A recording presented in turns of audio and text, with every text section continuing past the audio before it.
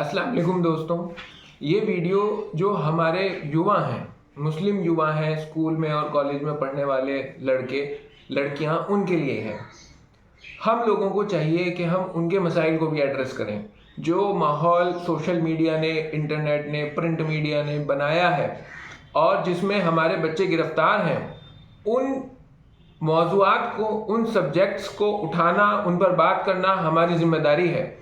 جو امت کے انٹلیکچوئل لوگ ہیں، اگر یہ اپنے نوجوانوں کے مسئلوں کو نہیں اٹھائیں گے، ان کی پریشانیوں کو نہیں ایڈریس کریں گے، اس کا سولوشنز نہیں بتائیں گے، تو ظاہر ہے ہماری نوجوان نسل گمراہ ہو جائے گی۔ ہم لوگوں کو یہ چاہیے کہ ہم نوجوانوں کے مسئلوں کو اٹھائیں، اس پر بات کریں، اس کا سولوشن بتائیں، تبھی کچھ سدھار آنے کی امید ہے۔ آج جو لوگ یہ ویڈیو سن رہے ہیں، کیا وہ نہیں جانتے کہ اسکولز اور کالجز میں کتنا گندا ماحول بن گیا ہے؟ کیا وہ یہ نہیں جانتے کہ آج بہت، میں ننگے الفاظ میں کہہ رہا ہوں کہ آج جو کالج میں اور اسکولز میں بچے پڑھ رہے ہیں، وہ صرف اور صرف سیکس کے پیچھے بھاگے جا رہے ہیں۔ آج کتنے بچے ایسے ہیں اسکولز میں اور کالجز میں پڑھنے والے کہ اگر وہ لڑکے ہیں اور ان کی کوئی گرل فرینڈ نہیں ہے، اور اگر وہ لڑکیاں ہیں تو ان کے پیچھے 2-4 لڑکے نہیں گھوم رہے، تو وہ ڈپریشن میں جا رہے ہیں کیونکہ ماحول ایسا بن گیا۔ آج باقاعدہ بافخر لڑکے بتاتے ہیں کہ ہمارے اتنے لڑکیوں سے تعلقات ہیں، ہماری اتنی گرل فرینڈز ہیں۔ جن کی نہیں ہے انہیں لگتا ہے یار ہم تو کوئی مزے کر ہی نہیں پا رہے دنیا کے، ہمارے پاس تو کچھ ہے ہی نہیں، وہ بیچارے ڈپریشن میں جا رہے ہیں۔ آج حق پہ چلنا، اسلام پہ چلنا بہت مشکل ہو گیا ہے۔ ایسا ہو گیا کہ اگر کوئی آدمی اللہ کے اور اس کے رسول کے خوف سے ان گندگیوں میں نہیں پڑ رہا، تو اس کے لیے سروائیو کر پانا اس سوسائٹی میں ایسا ہے جیسے اپنے ہاتھ میں کوئلہ لے کے وہ رکھ رہا ہو، اور پھر ان کی اس قربانیوں کو امت ایڈریس نہیں کر رہی، علماء ایڈریس نہیں کر رہے۔ اتنا گندا ماحول کالجز میں اور سکولز میں ہے کہ وہاں غلط کو صحیح اور صحیح کو غلط سمجھا جانے لگا، بلکہ جو آدمی صحیح کر رہا وہ اپنے آپ کو اتنا غلط مان رہا ہے کہ اس کی وجہ سے ڈپریشن ہو رہا۔ آج جو یہ لڑکے لڑکیاں کالجز میں اور سکولز میں بیٹھ کے کیا باتیں کرتے ہیں، یہ میرا بندہ، وہ میری بندی، یہ میرا گرل فرینڈ، وہ میرا بوائے فرینڈ، اور پھر جو لوگ اس گندگی میں ملوث نہیں ہیں، جو اپنے آپ کو پاک دامن رکھتے ہیں، ان کے لیے سروائیو کرنا بہت مشکل ہو رہا ہے اس سوسائٹی کے اندر۔ تو یہ میری ویڈیو ان لوگوں کے لیے ہے جو اس گندگیوں میں نہیں ہیں، وہ لڑکے لڑکیاں جو اس گندگی سے بچے ہوئے ہیں، جنہوں نے اب بھی اس ماحول کے اندر اپنے ہاتھ میں جلتا ہوا انگارہ رکھنا تو برداشت کیا، لیکن اللہ کے دین سے سمجھوتا برداشت نہیں کیا۔ یہ ویڈیو میں ان کے لیے بنا رہا ہوں۔ میرے بھائیوں اور بہنوں، جو پاک دامن ہیں، جو پاکیزگی کو پسند کرتے ہیں، جو حیا والے ہیں، میں آپ کو یہ بتا رہا ہوں کہ اس ماحول کے اندر آپ نے جو یہ اپنے نفس کی قربانی دی ہے، اس کا بہت بڑا بدلہ آپ کو جلد ملنے والا ہے۔ اللہ تبارک و تعالیٰ پسند کرتا ہے پاک رہنے والوں کو، اللہ محبت کرتا ہے طہارت اختیار کرنے والوں کو۔ اللہ آپ سے محبت کرتا ہے، تبھی آپ نے اس گندے ماحول میں اس گندگی کو چھوڑا اور اللہ کے راستے پر آپ ہیں۔ ہم لوگ جتنی آپ کی تعریف کریں اتنا کم، جتنا آپ پر فخر کریں اتنا کم۔ آپ بھی اگر چاہتے تو اس گندگی میں انوالو ہو سکتے تھے، لیکن آپ نے اپنے نفس پر کنٹرول کر کے اس گندگی سے بچے ہیں۔ آپ قابل مبارکباد ہیں، آپ قابل تعریف ہیں، اور یہ تو میں کہہ رہا ہوں، مجھے پوری اللہ کی ذات سے امید ہے کہ اللہ تبارک و تعالیٰ بھی آپ کو پسند کرے گا، آپ سے محبت کرے گا، جیسے کہ اس نے بتایا ہے قرآن کے اندر کہ وہ پسند کرتا ہے طہارت اختیار کرنے والوں کو۔ اللہ محبت کرتا ہے۔ میرے دوستوں، میرے نوجوان بھائیوں اور بہنوں، میں آپ سے یہی کہنا چاہتا ہوں کہ دیکھیے، چاہے ساری دنیا مل کر غلط کو صحیح کہنے لگے اور صحیح کو غلط کہنے لگے، چاہے ساری دنیا کی میڈیا، انسٹا، فیس بک، واٹس ایپ مل کر یہ بتانے لگے کہ ہاں گرل فرینڈ بوائے فرینڈ رکھنا بہت اچھا ہے، لیکن جو اللہ اور اس کے رسول نے بتا دیا ہم اس پر قائم و دائم رہیں گے۔ کیوں؟ کیونکہ ہم نے ایمان لائے ہیں اللہ اور اس کے رسول پر، اس کی کتاب پر، اور ہمیں پتا ہے کہ یہ زندگی بہت تھوڑی ہے، اسے اللہ کی فرما برداری میں گزارنی ہے، اور مرنے کے بعد پھر اللہ کے سامنے کھڑا ہونا ہے، اور آج کا کرے ہوئے کا وہاں حساب دینا ہے۔ اگر ہم نے اچھا کیا تو ہمارے ساتھ بہت اچھا ہوگا، اور اگر برا کیا تو جتنا برا کیا اتنی سزا ضرور ملے گی۔ تو میرے دوستوں، میرے بھائیوں بہنوں، میں آپ کو یہ کہنا چاہتا ہوں کہ اگر ساری دنیا مل کر یہ ماحول بنانے لگے کہ نہیں گرل فرینڈ بوائے فرینڈ رکھنا بہت اچھا ہے، لیکن پھر ہم یہ کہیں گے ہم تب بھی کہ نہیں یہ غلط ہے، ہم یہ نہیں کریں گے. ساری دنیا مل کر کہنے لگے کہ تم سمارٹ نہیں ہو، تم ہینڈسم نہیں ہو، تم للو ہو، تم بیکار ہو، تمہارے بس کا نہیں ہے. ہم یہ کہیں گے کہ ہاں ہمارے سب سے بس کی بات یہ ہے کہ ہم اللہ کے حکم پہ اور رسول اللہ صلی اللہ علیہ وسلم کی تعلیمات پر عمل کریں. اس سے بڑھ کر ہمارے لیے کوئی بات نہیں.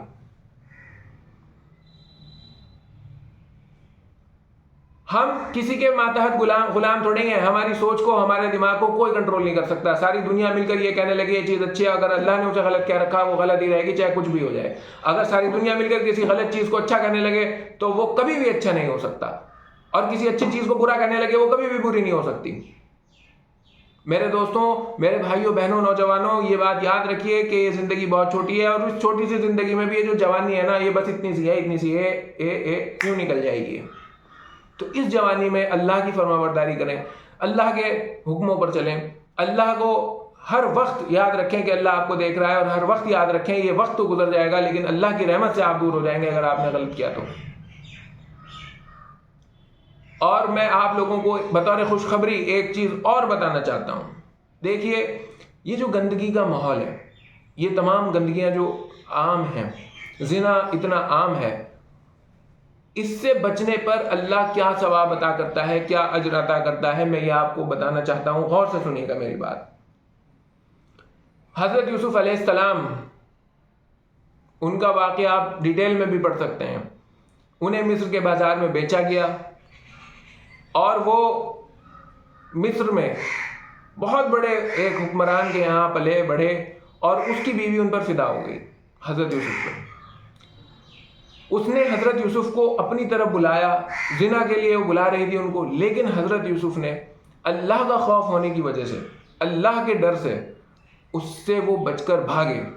اور بھاگنے کے بعد اس عورت نے اپنی بے عزتی محسوس کی، لیکن اس نے جو ہے ان کو پھنسا دیا اور ان پر الزام لگا دیا حضرت یوسف پر کہ یہ میرے ساتھ زیادتی کرنا چاہتے تھے، اور انجام اس کا یہ ہوا کہ وہ جیل میں چلے گئے. اب یہ دیکھیے گا مشکلات آ رہی ہیں. اپنی خواہش پوری کرنے کے لیے اس عورت نے خود انہیں اپنی طرف بلایا. پہلے تو انہوں نے یہ قربانی دی کہ انہوں نے وہ کر سکتے تھے، اپنی گناہ میں وہ ملوث ہو سکتے تھے، لیکن انہوں نے اپنے نفس کو کچل کر وہ جب وہاں سے بھاگے ہیں، پھر ان پر الزام بھی انہیں پر لگا اور وہ جیل میں بھی ہیں. یہ مشکلات تھیں، سب کے ساتھ آئیں گی. آج اگر سوسائٹی میں دیکھیں آپ اس طرف نہیں بڑھیں گے تو آپ کی طرف مشکلات آئیں گی. آپ کو اپنے نفس سے لڑنا پڑے گا، آپ کو اپنے سائیکالوجی سے لڑنا پڑے گا، آپ کو سماج سے لڑنا پڑے گا. لوگ آپ کو تانا کشی کریں گے، لوگ آپ کو کم تر آنکیں گے، لوگ آپ کی مذاق اڑائیں گے. یہ مشکلات ہیں. لیکن پھر حضرت یوسف کے ساتھ کیا ہوا؟ اللہ تبارک و تعالیٰ نے حضرت یوسف علیہ السلام کو، اس لڑکے کو جو مصر کے بازار میں جس کی بولیاں لگ رہی تھی، وہ دن تاریخ نے دیکھا کہ وہ لڑکا جو مصر کے بازار میں بک رہا تھا، اللہ نے اسے اپنا پیغمبر بنایا اور مصر کا بادشاہ بنایا.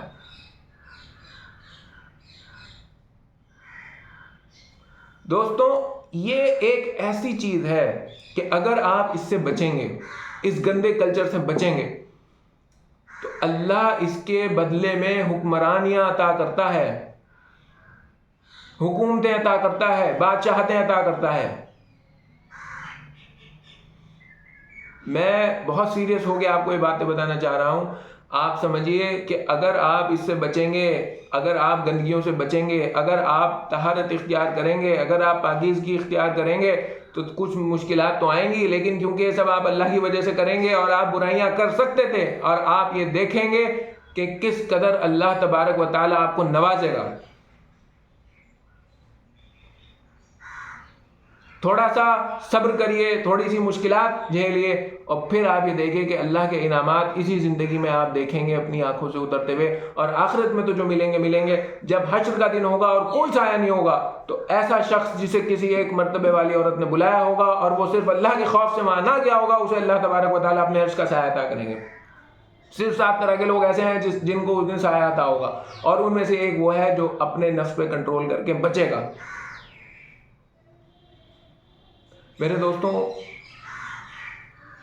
میں یقیناً اس بات سے واقف ہوں کہ آج کے دور میں کتنا مشکل ہے اپنے آپ کو بچا پانا، کتنا مشکل ہے اپنے خواہشات پر کنٹرول کر پانا، جبکہ سارا زمانہ ہی برائی کی طرف متوجہ ہو گیا ہو، جبکہ سارا زمانہ ہی برائی کو اچھائی ماننے لگا ہو، جبکہ سارا زمانہ ہی برائی کو سیلیبریٹ کرنے لگا ہو، اور جبکہ سارا زمانہ ہی اچھائی کی مذاقیں اڑانے لگا ہو، جبکہ اچھا رہ پانا مشکل ہو گیا ہو، اچھا رہ پانا کمتر سمجھا جانے لگا ہو، اچھا رہ پانے سے مذاقیں اڑتی ہوں، لیکن اس کے باوجود دوستوں یہ ٹیسٹ ہے، ہم دور آخر میں جی رہے ہیں، دور فتن میں جی رہے ہیں۔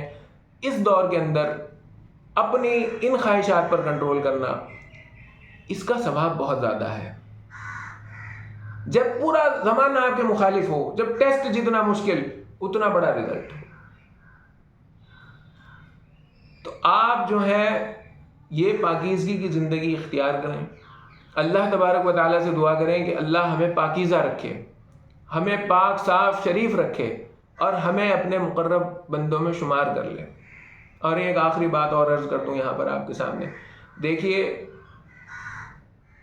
اللہ تبارک و تعالیٰ اپنے دین کا کام، یہ دین کا کام جو کرتا ہے نا، جو اللہ تبارک و تعالیٰ اپنے دین کا کام لیتا ہے، انہی لوگوں کے، انہی کی اولادوں کے دنیا و آخرت میں جو ہے درجات بلند ہوتے ہیں، اور اللہ کے یہاں کمی نہیں ہے۔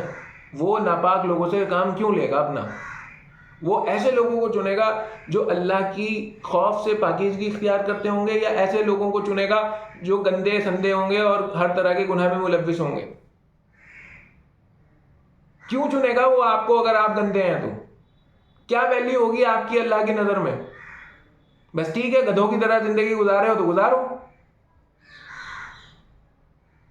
اور انشاءاللہ جو لوگ پاکیزہ زندگی گزار رہے، طہارت والی زندگی گزار رہے، اللہ انہیں اپنے دین کے لیے چنے گا، ان کے درجات کو دنیا اور آخرت میں بلند کرے گا، اور اللہ محبت کرے گا ان سے۔